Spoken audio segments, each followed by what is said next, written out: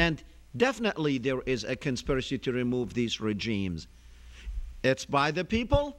That's fine. That's a conspiracy to remove the regimes. But I'll tell you what. The people, revolutions take years. This one, it took months.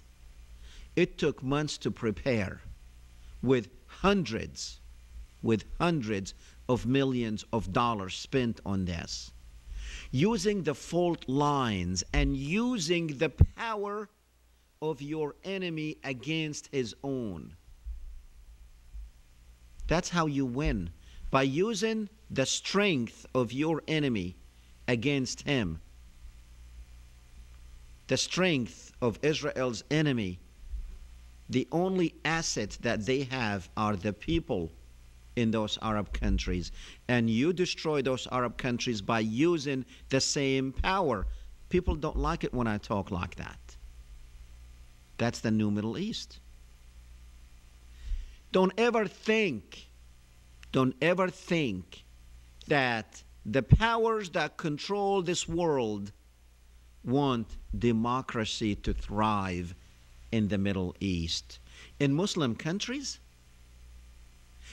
the powers that destroyed, the powers that, listen, you watch CNN and you watch Fox and you watch all these media, Sky, all of them, they all controlled by very much the same money. They take you wherever they want you to go.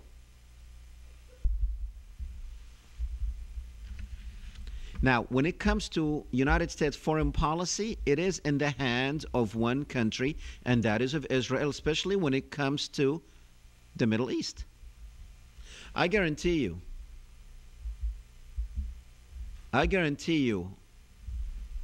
the United States will not allow these regimes to go down unless the United States is involved in this and they know exactly what kind of regimes are coming to the Middle East. Now let me tell you the picture that Israel would love to see.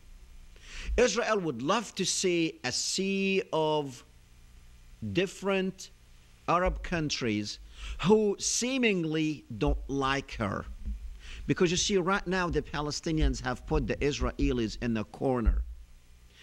They have put the Israelis in the corner, and they have put the world in the corner too. And actually, what they had done is they said, Israel needs to stop building settlements in Palestinian land in order for us to talk about peace. But we're not going to sit and negotiate as long as you are doing this. Stealing the land. The world started and continues to recognize a Palestinian state. Israel will not allow a Palestinian state west of the River Jordan. They said that, and that's what they're working on. But it was detrimental for Israel to change the way to bring out the new Middle East. The new Middle East will look like this. Now you have revolutionaries in the streets, and that's fine. Now you have different regimes that will be coming, and they will be a little bit hard, let's call them hardliners, on the outside. Because that's what the street wants. The street does not want negotiations with Israel. The Arab streets are revolutionary streets, and they look at these puppet regimes, these dictatorship regimes, as pro-Western puppets who were put there by the West, by the CIA in those positions, and therefore they don't like what the United States has done in Iraq. They want democracy, but they don't know that the United States still involved 100% up to its knees in this quicksand of the Middle East that is going on right now. The United States is involved in Egypt. Israel is involved in what is going on, even though they say, oh, Egypt, please don't cancel out the peace treaty between us.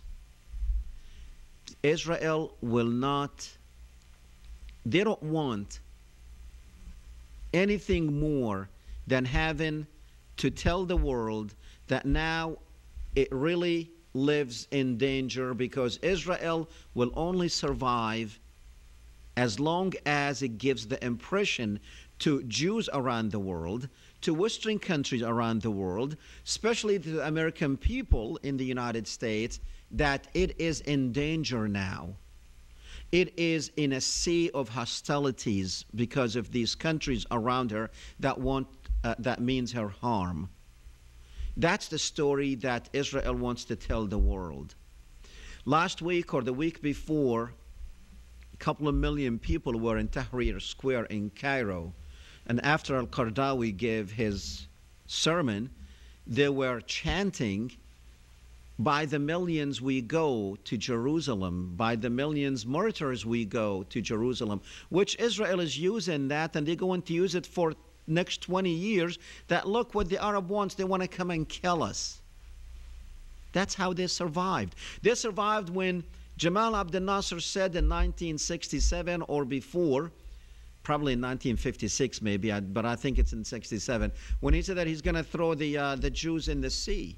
Well, they're still using that, even though Jamal Abdel Nasser did not have the power at that time to actually do and throw the Jews in the sea. But hey, they used it, and they still use it until now. They tell the world, and they tell Jewish people around the world, look, they want to throw us in the sea, so keep sending us your money and keep putting pressure on your governments to continue with this, especially in the United States.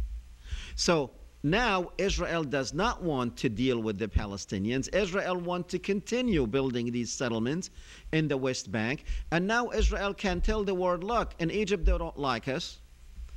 In Jordan they don't like us. In the Arab world they don't like us. So, well, you know what? Now we can't do much for the Palestinians who are there. But you know what will happen? Or what needs to happen? This is an opportunity for the Palestinians in the West Bank.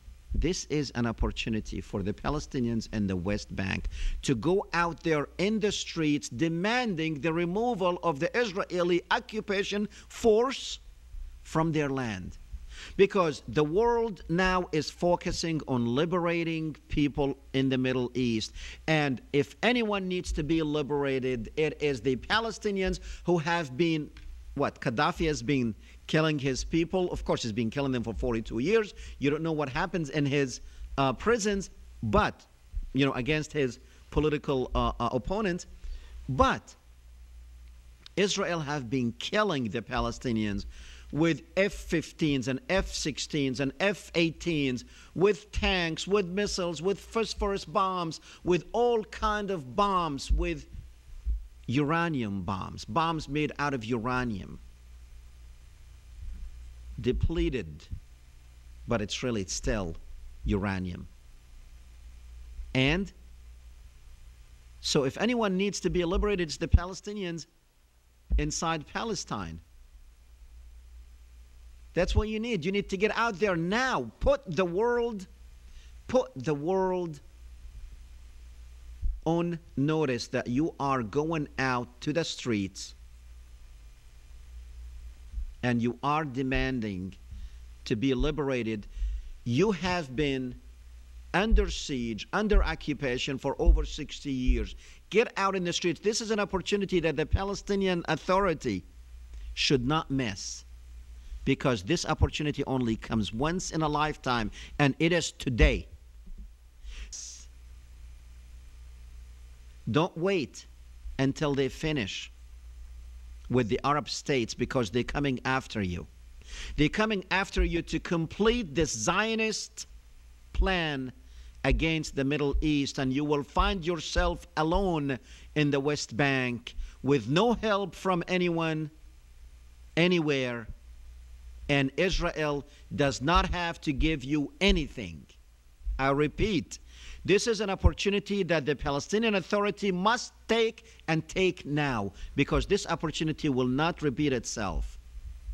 You must organize the people to get out there in the streets, demand liberation.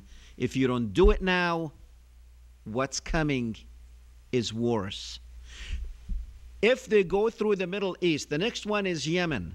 If they go through these and they change the Middle East to the new Middle East, Palestine is not part of the new Middle East. Palestine is not part of the new Middle East, and you need to know that. It is not on the map. Don't wait until they finish this new Middle East, because that's what they're doing. What do you think they were going to do? They said it. We cannot destroy, we cannot win by conventional means. The only way we can win is by breaking these regimes into different regimes. If they break them up into different regimes, you think you had the Arab League to keep these together. You will no longer have that. You will have states. You will have more states, more Arab states, and believe me, they're not all going to look at your problem as it concerns them. Remember, this is an opportunity for the Palestinian Authority in the West Bank. This is an opportunity for Palestinians everywhere to unite in Gaza, in the West Bank, the Palestinians inside the 1948, the occupied land of 1948. This is the time. This is the time for Palestine. This is the opportunity for Palestine. Don't lose it. This call goes to all Palestinians everywhere, no matter where you are, no matter what political faction you aspire to or you are with. Don't lose this historical opportunity, because it will not repeat itself again. This will only go one time, and one time only. Anyway, again, our call goes out to the Palestinian leadership, wherever it might be. This is a historical opportunity that will not repeat itself. If these people can, and look, if Al Jazeera can get these people out, I challenge Al Jazeera, that is being bought and paid for by Zionist money and under the control of Zionists, to do what they're doing in the Middle East. I challenge them. Point your guns at the West Bank and get the people out. I challenge Al Jazeera to do this. Get the people out in the West Bank. Not to topple the Palestinian Authority, because really the Palestinian Authority, the leaders there are about to give up and give this authority to whoever gave it to them, which is basically the powers that were and that be. This Palestinian Authority, actually, it needs to go. It's time for it to go. But don't misunderstand what I'm saying here. This authority, the people inside the authority, they are ready to give it back. Say, hey, look, take this authority and shove it, because we're not going to be just a hired hand to pick up trash from the streets. This is the leadership of that authority now needs to bring the people out in the streets to liberate themselves from the occupation. Go for the recognition now in the United Nations. This is the time to do it. Don't wait until it's too late. Because if they finish their job, if they finish with what they're doing, it's going to be too late. You're not going to be able to do anything. As a matter of fact, you're going to be squeezed in the West Bank with nowhere to go. They're going to squeeze you in the West Bank where nowhere to go, and that's exactly what's going to happen. So do it now. For once, let's be proactive instead of reacting to what others do. Go proactive. Proactive. Well, we do have some time actually to go to the phones. We have a few minutes left. We'll go to, I believe, I can't see that board, but I believe it's Ramsey from Canada. The board needs to be moved somewhere else where I can actually see it. Okay, is it Ramsey? Yes, hello, sir, it's me. Yes, hi. I could see you on the board. It looked like Ramsey, but okay. Well, welcome to the program. Yes, thank you, sir. Yes, sir, I've been listening to your program since the beginning, and sir, I have a question. Mm-hmm. So can you please be specific? I know your show is about the Arab world, but can you please be specific about why Al Jazeera is very, very vicious towards the Middle East? Because you know Al Jazeera, it's not. And you said Al Jazeera last week or 2 weeks ago. It's like Fox. So like, what's Al Jazeera's agenda exactly?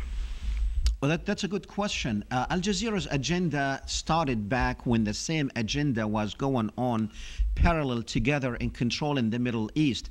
The same year that Al Jazeera was actually established in Qatar, the United States had established the largest Air Force base in Qatar. Now, Al Jazeera,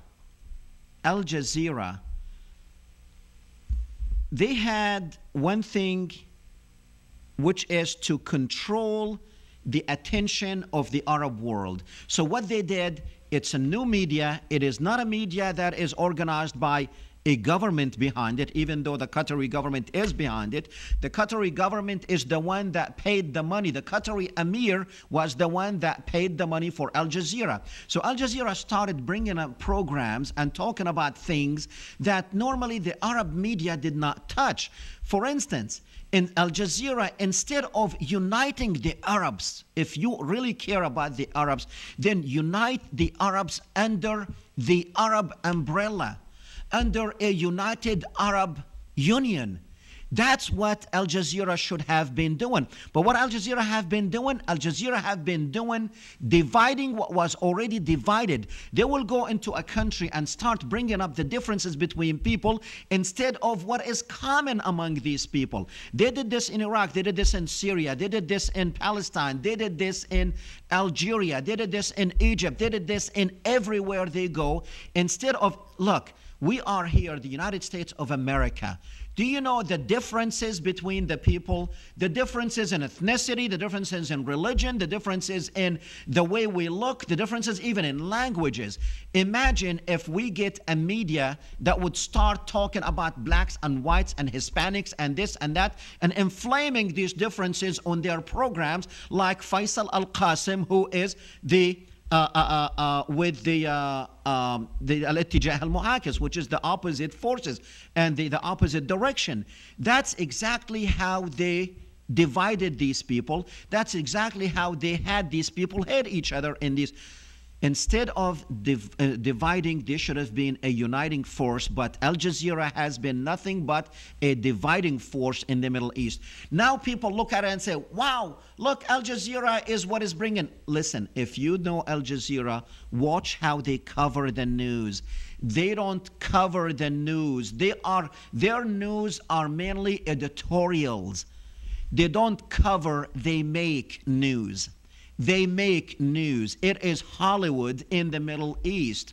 Now, yes, the people, they are using the people to get to where they want by using Al Jazeera. Al Jazeera was designed from the beginning to grasp the Arab mind, and it did.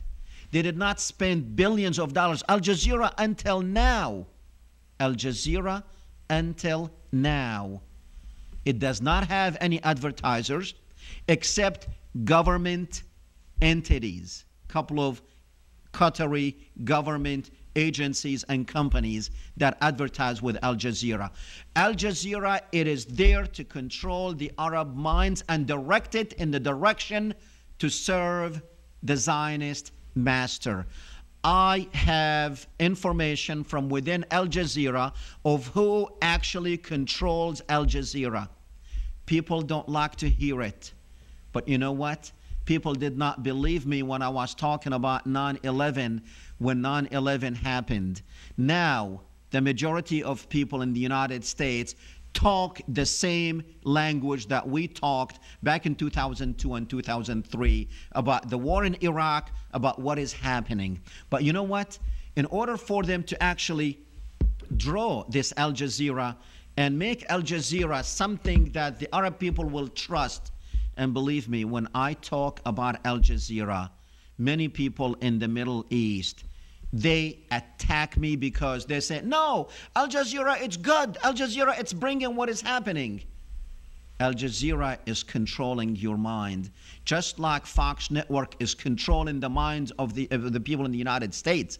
Just like Fox Network, you know, you had 80% of people in the United States convinced that we need to go and destroy Iraq and get rid of Saddam, because they had them convinced that this man had weapons of mass destruction, that this man had intentions of coming over here and killing us, because they put fear in the mind of the people in the United States that unless, and I've heard this from officers in the military, we must go and kill them on their streets before they come and kill us on our streets. That's how propaganda works, and that's how propaganda is working with the Arab. Sir, I have one quick question. What do you think Israel's policy is going to be now with Iran? Israel never intended to attack Iran or destroy Iran. This charade was basically played on the countries of the Middle East. Israel will not spend 7 years talking to